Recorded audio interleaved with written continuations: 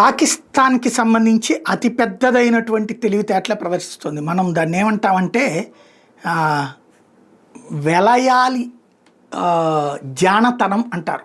అంటే వ్యభిచారం చేసే మహిళలోని జానతనం తన ఒంపు సొంపులని విటుడికి చూపించి ఎక్కువ డబ్బులు సంపాదించే ప్రయత్నం చేస్తుందట. ఒక్క విటుడికి కాదు, అందరి విటులకి చూపించి ఎవరి దగ్గర ఎక్కువ రాబడొస్తే వాడి దగ్గరికి మొదట వెళ్తుందంట. వినడానికి అసహ్యంగా ఉన్నటువంటి పోలికైనా ప్రస్తుతం పాకిస్తాన్ చేస్తుంది అదే. బెలూచిస్తాన్ వీళ్ళ ఆస్తి కాదు, గిల్గిట్ బల్టిస్తాన్ వీళ్ళ ఆస్తి కాదు, కానీ ఆ ప్రాంతంలో ఉన్న సహజ వనరులు వాస్తవంగా చెప్పాలంటే పాకిస్తాన్ని 10 సార్లు కొని అమ్మచ్చు అనమాట. అంత సంపద ఉంది. బట్ అది తీసుకోవడం దానివల్ల కావట్లేదు. చైనాకి అప్పచెప్పింది. చైనా వాడేమో వీళ్ళకి లంచాలు ఇచ్చాడు. వీళ్ళ ప్రభుత్వాలకి ఒక 5 రూపాయలు, సైన్యానికి ఒక 10 రూపాయలు ఇచ్చాడు.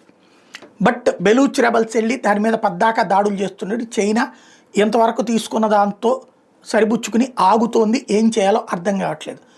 ఇప్పుడు అమెరికాతో స్నేహం చేస్తున్నట్టు ఆసిఫ్ మునీర్ అమెరికాకి ఆ ఆఫర్ పెట్టి చైనాకి ఆ ఆఫర్ పెట్టాడు. ఏంటంటే వాళ్ళ సంస్థలు వచ్చి ఇద్దరూ కూడా $5 ట్రిలియన్ సంబంధించినటువంటి మినరల్ రిజర్వ్స్ ఉన్నాయని చెప్పి అమెరికా చైనాలో ఎవరు తీసుకుంటారో మీ ఇద్దరు అంటూ వేలం వేస్తున్నాడు అనమాట. అంటే తనది కాని భూమిలోని సహజ వనరులని ఇద్దరు బిగ్ బుల్స్ 1, 2లకి వేలం వేస్తున్నాడు. తద్వారా వచ్చే రాబడిని సైన్యం పనిచేసుకుంటుంది. పోయేది బెలూచోళ్ళ ఆస్తి, వచ్చేది సైన్యానికి, నాశనం అయ్యేది ప్రజాస్వామ్యం. అదే గ్రేట్ అనమాట పాకిస్తాన్లో.